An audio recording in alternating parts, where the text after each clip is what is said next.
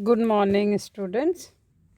आज हम फ्रांस के संविधान में वहाँ की कार्यपालिका द काउंसिल ऑफ मिनिस्टर्स अर्थात मंत्री परिषद के बारे में अध्ययन करेंगे कि फ्रांस के संविधान में मंत्री परिषद का क्या रोल है और क्या कार्य है।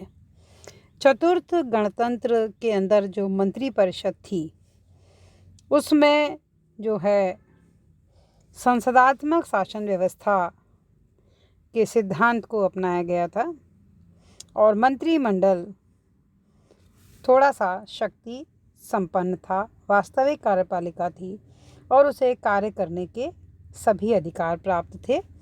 लेकिन चूंकि फ्रांस में बहुदलीय पद्धति थी और बहुदलीय पद्धति के कारण मिले जुले मंत्रिमंडल का निर्माण होता था और मंत्रिमंडल सदैव दलीय कृपा के ऊपर आश्रित रहते थे, तो इसलिए चतुर्थ गणतंत्र में सबसे प्रमुख जो लक्षण तो था कि व्यवस्थापिका बहुत शक्तिशाली थी और कार्यपालिका जो मंत्री परिषद था वो बहुत कमज़ोर था और मंत्रिमंडल जितने भी थे वो बहुत कमज़ोर भी थे और अस्थायी भी होते थे। और ऐसी स्थिति में जो वास्तविक रूप से शासन का जो संचालन है वो नौकरशाही के द्वारा ही किया जाता था। तो ऐसे मंत्रिमंडल में प्रधानमंत्री की भी स्थिति कमोवेश उतनी शक्तिशाली नहीं होती है जितनी कि एक संसदात्मक व्यवस्था में प्रधानमंत्री को प्राप्त होती है। ब्रिटेन में जो संसदीय प्रणाली है वो द्विदलीय राजनीतिक व्यवस्था है और राजनीतिक दल का प्रधान होने के कारण प्रधानमंत्री को मंत्रिमंडल के ऊपर काफ़ी अधिकार बना रहता है। लेकिन फ्रांस में चूँकि बहुदलीय शासन व्यवस्था है, इस वजह से मंत्रिमंडल में राजनीतिक एकता का अभाव होता है और प्रधानमंत्री के लिए यह बड़ा कठिन हो जाता है कि वो अपने सहयोगियों के ऊपर राजनीतिक अनुशासन लागू कर सके। तो राष्ट्रीय सभा के पीछे भी एक अपना बहुमत नहीं होता था और सुसंगठित बहुमत नहीं होता था। इसके कारण वो अपने सहयोगियों पर नियंत्रण भी नहीं रख पाता था, न इच्छानुसार कानूनों का निर्माण कर पाता था। तो कहने का मतलब है एक ऐसी स्थिति होती थी कि प्रधानमंत्री को अपने सहयोगियों के आगे सम्मुख समर्पण करना होता था। तो यहाँ पर मंत्रिमंडल का एक अस्थायित्व जो है वो देखने में बना रहा और 70 वर्ष के शासनकाल में 91 मंत्रिमंडल बने। तो एक आलोचक ने तो ये भी कहा था कि फ्रांसीसी अपनी शर्ट की तरह से मंत्रिमंडल भी बदलते हैं। इस राजनीतिक दुर्बलता को दूर करने के लिए फ्रांस में एक नया संविधान लागू किया गया और ये 5वां गणतंत्र का संविधान था और 5वें गणतंत्र के संविधान जो 1958 में लागू किया गया, जिसके बारे में हम पिछले वीडियो लेक्चर्स में निरंतर अध्ययन करते जा रहे हैं।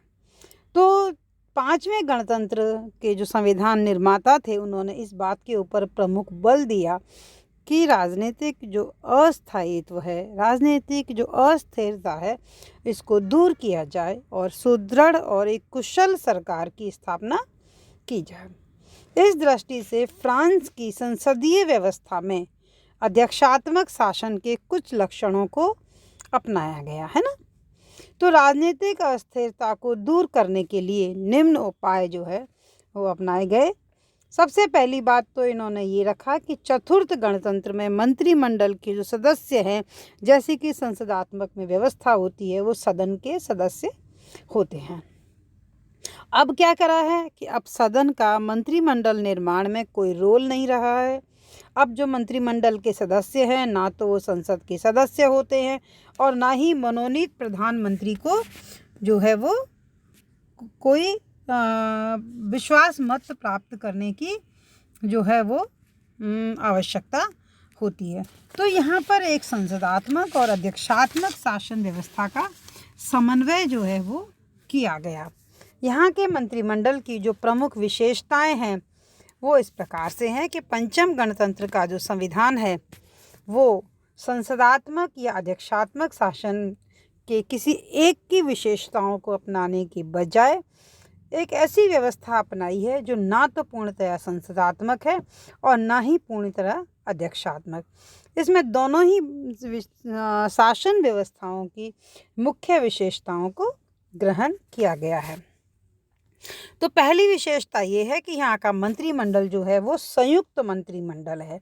संयुक्त मंत्रिमंडल का ये है कि यहाँ पर राजनीतिक सजातीयता नहीं होती है और एक इकाई के रूप में काम करता है। जबकि ब्रिटेन में जो है, चूंकि बहुदलीय शासन पद्धति है, इसलिए किसी भी एक राजनीतिक दल को बहुमत नहीं मिल पाता है। तो अतः एक राजनीतिक दल के स्थान पर संयुक्त मंत्रिमंडलों का निर्माण होता है, अर्थात बहुदलीय, सभी दलों में से मिलजुल करके।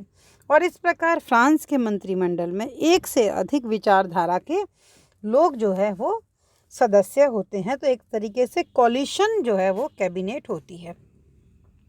और जो मंत्रिमंडल का जो संगठन है वो बड़ा ढीला ढाला संगठन होता है। सभी मंत्री जो सदस्य हैं वो एक जो फ्रांस में जो है अलग अलग राजनीतिक दलों की विचारधारा के अनुसार होते हैं, उनके अनुसार अनुशासन में रहते हैं। तो इस प्रकार जो मंत्रिमंडल है वो एक असंगठित इकाई होता है और यहाँ पे वैसी सुदृढ़ता नहीं पाई जाती है जो किसी भी संसदात्मक शासन व्यवस्था में पाई जाती है।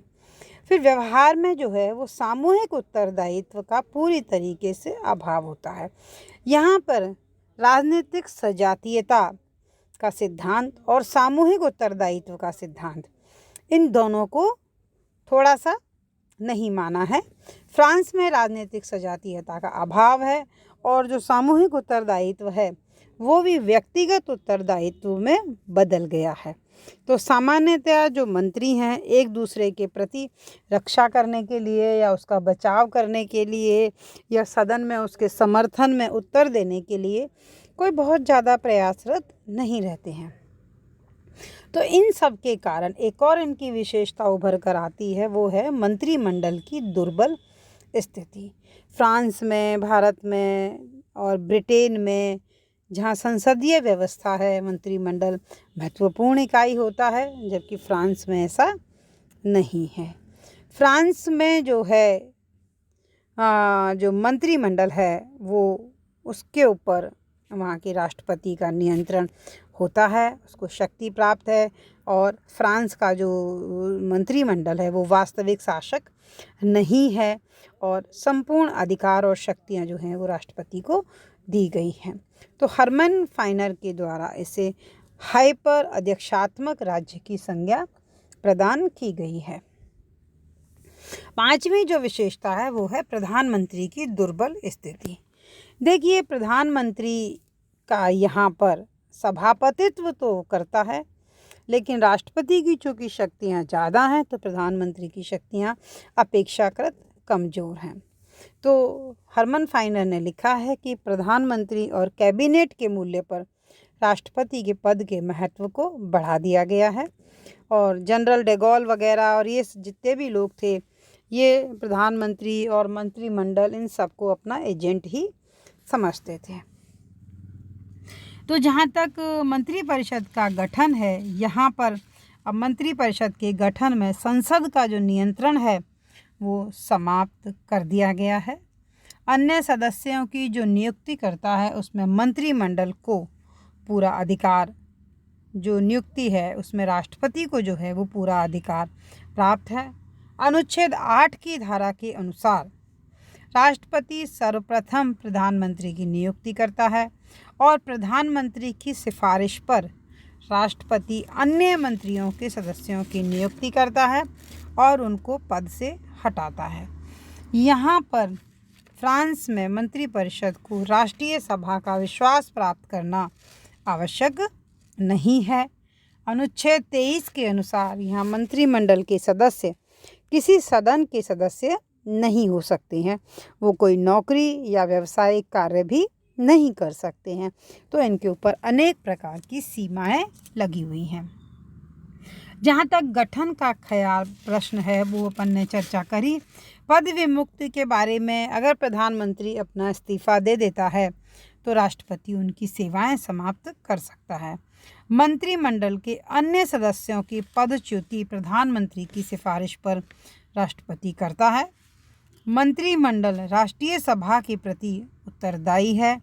यदि राष्ट्रीय सभा सरकार के कार्यक्रम को अस्वीकार कर दे और सरकार के विरुद्ध निंदा प्रस्ताव पास कर दे तो प्रधानमंत्री और मंत्रिमंडल को अपना इस्तीफा देना पड़ता है। इस त्यागपत्र को राष्ट्रपति स्वीकृति प्रदान करता है। आकार की जहाँ तक बात है तो संविधान में फ्रांस के मंत्रिमंडल कितना बड़ा होगा, कितने लोग होंगे, इसके बारे में कुछ भी नहीं कहा गया है और ये कहा गया है कि ये उनके स्वविवेक पर निर्भर करता है और इस वजह से मंत्रिमंडल के सदस्यों की संख्या कम और ज़्यादा होती रहती है। मंत्रियों में प्रशासनिक विभागों का विभाजन प्रधानमंत्री के द्वारा ही किया जाता है ना। अब जहाँ तक मंत्रिपरिषद के अधिकार और कार्य के बारे में अगर अपन चर्चा करें तो अमूमन जो कार्य हैं वो जितने भी भारत में, ब्रिटेन में जो मंत्रिमंडल के कार्य हैं वही फ्रांस में भी हैं। व्यक्तिगत रूप से मंत्री किसी न किसी प्रशासनिक विभाग का अध्यक्ष होता है, जैसे विदेश है, न्याय है, शिक्षा है, स्वास्थ्य है। सभी जो मंत्री हैं अपने अपने विभाग के कार्य संचालन और प्रशासन के लिए उत्तरदायी होते हैं। सामूहिक रूप से संपूर्ण मंत्रिपरिषद राष्ट्रीय नीति का निर्माण, शासन व्यवस्थाओं के संचालन का काम करते हैं। तो इस तरीके से जो एक कार्यपालिका के कार्य हैं वो सारे काम मंत्रिमंडल करता है। तो राष्ट्रपति के कार्यों को छोड़कर शेष जितने भी कार्य हैं उन सभी कार्यों को प्रधानमंत्री या मंत्रिमंडल विभाग के मंत्री के प्रति हस्ताक्षर उस पर आवश्यक है। मंत्रिपरिषद को न केवल प्रशासनिक वरन विधायी शक्तियां भी प्राप्त हैं। चतुर्थ गणतंत्र की तुलना में उसकी शक्तियां बहुत बढ़ी हुई हैं और लेकिन मंत्रिपरिषद के द्वारा कानून निर्माण में पहल की जाती है और उसको अध्यादेश जारी करने का उसको अधिकार है। वास्तविक स्थिति में अगर हम जाएं तो राष्ट्रपति की शक्तियां जो हैं वो बहुत ज़्यादा बढ़ गई हैं और राष्ट्रपति के द्वारा मंत्रिमंडल पर प्रभावी नियंत्रण रखा जाता है। मंत्रिपरिषद पर राष्ट्रपति का पर्याप्त नियंत्रण और राष्ट्रीय सभा का कोई उसके ऊपर नियंत्रण नहीं होता है या कमज़ोर नियंत्रण होता है।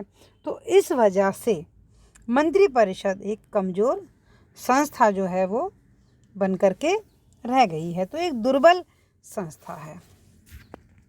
अब हम यहाँ पे प्रधानमंत्री के बारे में बात करेंगे। देखिए, फ्रांस की जब क्रांति हुई 1789 में, तब से ही प्रधानमंत्री का पद बहुत महत्वपूर्ण रहा है शुरू से। और हालांकि फ्रांस के संविधान में चतुर्थ गणतंत्र में भी जो पद है उसको कानूनी मान्यता प्रदान की गई थी और पंचम गणतंत्र में भी प्रधानमंत्री पद का उल्लेख है और इस पद को फ्रांस की जो शासन व्यवस्था है उसमें उसका महत्वपूर्ण स्थान है। नियुक्ति और पद विमुक्ति के बारे में हम चलते हैं तो पहले दोहरी अनुमति की पद्धति थी। दोहरी अनुमति का मतलब होता है कि राष्ट्रपति की भी अनुमति चाहिए और सदन की भी अनुमति चाहिए, ठीक है ना। तो ये दोहरी अनुमति थी, लेकिन उसके बाद में संवैधानिक गतिरोध उत्पन्न हो सकता है, बहुत सारी चीज़ें और भी हो सकती हैं, तो इन सब चीज़ों में इन्होंने परिवर्तन कर दिया गया। अब पाँचवें गणतंत्र के संविधान में 8वीं धारा के अनुसार प्रधानमंत्री की नियुक्ति में राष्ट्रपति को एकाधिकार प्राप्त है, अर्थात वो प्रधानमंत्री की नियुक्ति के संबंध में जो उसकी अपनी शक्ति है किसी के साथ उसको साझा नहीं करता है ना। 1973 में राष्ट्रीय सभा के चुनाव में जो राष्ट्रपति थे उन्होंने कहा गया था कि जिस भी व्यक्ति का बहुमत हो, चाहे वामपंथी दलों का अगर बहुमत हो जाता है तो उसको नेता को प्रधानमंत्री पद ग्रहण करने के लिए आमंत्रित नहीं करेंगे। इसका मतलब है कि प्रधानमंत्री जिसको चाहे उसको प्रधानमंत्री पद को आमंत्रित कर सकता है। 1993 और 97 के घटना चक्र ने इस बात को भी स्पष्ट किया है कि फ्रांस में राष्ट्रपति के द्वारा प्रधानमंत्री की नियुक्ति के संबंध में, है ना, कई प्रकार की सीमाएं हैं। संविधान के अनुसार, है ना, संविधान के अनुसार प्रधानमंत्री जो है संसद का सदस्य नहीं होता है। राष्ट्रपति प्रधानमंत्री को पद से हटाने का अधिकार भी रखता है। अगर प्रधानमंत्री त्यागपत्र ना दे तो राष्ट्रपति उसे कार्य से मुक्त भी कर सकता है। इसके अतिरिक्त प्रधानमंत्री अपने मंत्रिमंडल सहित राष्ट्रीय सभा के प्रति उत्तरदायी होता है। प्रधानमंत्री के अधिकार और कार्य के बारे में अपन बात करते हैं कि प्रधानमंत्री को बहुत महत्वपूर्ण अधिकार और प्रदान किए गए हैं। कार्यपालिका के क्षेत्र में राष्ट्रपति के बाद वो अधिकारी सर्वप्रमुख अधिकारी है। आवश्यकता पड़ने पर सुरक्षा संबंधी उच्च परिषदों, समितियों, सभासदों, इन सभी का सभापतित्व करता है। राष्ट्रपति उसे मंत्रिमंडल की अध्यक्षता करने का भी अधिकार दे सकता है। प्रधानमंत्री राष्ट्रपति का मुख्य सलाहकार है। राष्ट्रपति अपनी शक्तियों का प्रयोग प्रधानमंत्री के माध्यम से करता है। राष्ट्रपति जैसे अगर राष्ट्रीय सभा को भंग करने और संवैधानिक परिषद को गठन करने, इमरजेंसी पावर्स की डिक्लेरेशन करने, ये जो स्वविवेक की आशा, जो शक्तियाँ उनको प्रदान की गई हैं, उनके संबंध में ये संविधान ये सोचता है कि राष्ट्रपति अगर इन शक्तियों का इस्तेमाल करता है तो वो अपने प्रधानमंत्री से सलाह अवश्य लेगा। अगर मंत्रिमंडलों के सदस्यों को मनोनीत करना और पद विमुक्ति में भी प्रधानमंत्री का जो सलाह है वो निर्णायक प्रभाव रखता है। मंत्रियों के बीच में काम का विभाजन करना, उनमें बदलाव करना, उनके कार्यों का निरीक्षण करना, देखरेख करना, ये कार्य प्रधानमंत्री करता है ना। किसी भी मंत्रिमंडल का निर्माण करना, कार्य संचालन करना, अर्थात मंत्रिमंडल के प्रारंभ और अंत में केंद्रीय स्थान तो यहाँ का प्रधानमंत्री नहीं रख पाता, लेकिन महत्वपूर्ण और प्रभावशाली स्थान जरूर रखता है। प्रधानमंत्री जो है वो शासन का संचालन करता है और न केवल आंतरिक शासन वरन राष्ट्रीय सुरक्षा के लिए भी वह उत्तरदायी है। वह राष्ट्र की सेनाओं को जो है वो आवश्यक निर्देश दे सकता है। संविधान की धारा 13 में भी कहा गया है कि महत्वपूर्ण पदों को छोड़कर वे अन्य सैनिक और असैनिक पदाधिकारियों को नियुक्ति भी कर सकता है। तो प्रधानमंत्री को विधायी क्षेत्र में भी महत्वपूर्ण अधिकार प्राप्त हैं। उसके द्वारा संसद में विधायी प्रस्ताव रखने का कार्य किया जा सकता है और संसद का वो मेंबर हालांकि नहीं होता है, लेकिन फिर भी कानून निर्माण के क्षेत्र में जो है उसका महत्वपूर्ण भूमिका होती है। प्रमुख प्रवक्ता होता है। संसद, मंत्रिमंडल, राष्ट्रपति, इन सभी के बीच एक समन्वय सूत्र का वो काम करता है। शासन की जो दो शाखाएं हैं, एक तरफ तो व्यवस्थापिका है और एक तरफ कार्यपालिका है, इनके बीच तालमेल बनाए रखता है ना, तालमेल बनाए रखता है। तो प्रधानमंत्री की व्यवस्था न केवल एक सहायक और परामर्शदाता के रूप में की गई है, बल्कि राष्ट्रपति की शक्तियों के ऊपर एक अंकुश लगाने वाले अधिकारी के रूप में भी की गई है। तो इसी कारण संविधान में ये व्यवस्था की गई है कि संविधान की कुछ धाराओं को छोड़कर शेष सभी कार्यों से संबंधित आदेशों पर प्रधानमंत्री के काउंटर साइन होना बहुत जरूरी है ना। ये तो है सैद्धांतिक स्थिति। अब अपन जब वास्तविक स्थिति की बात करते हैं तो 5वें गणतंत्र जो बनाया गया चार्ल्स डे गॉल के मंत्री के शासनकाल में, तो उनका उद्देश्य केवल इतना था कि राजनीतिक स्थिरता बनी रहे और व्यवस्थापिका की तुलना में जो कार्यपालिका है वो अधिक शक्तिशाली हो जाए। तो इस कारण से राष्ट्रपति की शक्तियों में वृद्धि की गई, प्रधानमंत्री की स्थिति में भी सुधार किया गया।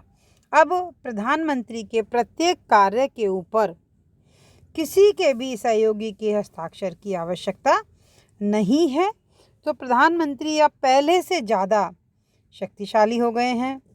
वह शासन का प्रमुख संचालक है और राष्ट्रपति का विश्वास प्राप्त होने पर वो असीमित शक्तियों का प्रयोग भी कर सकता है। सब कुछ होने पर भी प्रधानमंत्री बहुत अधिक शक्तिशाली पदाधिकारी नहीं है। यद्यपि प्रधानमंत्री पर राष्ट्रीय सभा का नियंत्रण पहले की तुलना में कम कर दिया गया है, लेकिन अब भी प्रधानमंत्री राष्ट्रीय सभा के प्रति उत्तरदायी है ना। और राष्ट्रीय सभा भी एक निंदा प्रस्ताव पास करके मंत्रिमंडल को पद से हटाने का अधिकार रखती है ना। तो फ्रांस में प्रधानमंत्री और मंत्रिपरिषद के मूल्य व राष्ट्रपति पद के महत्व को बहुत अधिक बढ़ा दिया गया है। मंत्रिपरिषद बहुत सीमा तक राष्ट्रपति के अधीन सीमित है। वस्तुतः फ्रांस में मंत्रिपरिषद की स्थिति जो है ना, मंत्रिपरिषद की स्थिति ब्रिटिश मंत्रिमंडल और अमेरिका मंत्रिमंडल के बीच की है। इन दोनों के बीच के उसमें आती है। हालांकि राष्ट्रपति के साथ संबंध के विषय में प्रधानमंत्री की स्थिति पहले से कमज़ोर कर दी गई है ना। तो इस प्रकार से एक राष्ट्रपति के अधीन वो एक कार्यपालिका का पदाधिकारी है। एक फ्रांस के एक प्रमुख दार्शनिक हुए हैं एंड्रे सिजफ्राइड ने, उन्होंने ये कहा है कि जो मंत्री हैं वो राष्ट्रपति का क्लर्क हैं और प्रधानमंत्री जो है वो हेड क्लर्क है। इसकी उन्होंने तुलना दी है। सिजफ्राइड के मूल्यांकन से पूरी तरह सहमत नहीं हुआ जा सकता, लेकिन फिर भी ये तो कहा ही जा सकता है कि राष्ट्रपति के कंपैरिजन में प्रधानमंत्री की स्थिति काफ़ी कुछ निर्बल है और कमज़ोर है। तो फ्रांस का जो गणतंत्र है वो अर्ध अध्यक्षात्मक राज्य है और अर्ध अध्यक्षात्मक राज्य में जो है वो जो वहाँ का राष्ट्रपति मंत्रिमंडल का संबंध, प्रधानमंत्री का संबंध अन्य राज्यों के समान फ्रांस में भी राजनीतिक परिस्थितियों पर निर्भर करता है। और मंत्रिपरिषद और राष्ट्रपति के जो पारस्परिक संबंध हैं उसमें राष्ट्रपति अधिक शक्तिशाली है और महत्वपूर्ण पदाधिकारी है। मंत्रिपरिषद कुछ सीमा तक राष्ट्रपति के अधीन एक समिति है। वस्तुतः फ्रांस में मंत्रिपरिषद की स्थिति ब्रिटिश मंत्रिपरिषद और अमेरिका के मंत्रिपरिषद के बीच की है। तो ये तो हुई फ्रांस की executive, the council of ministers. Thank you.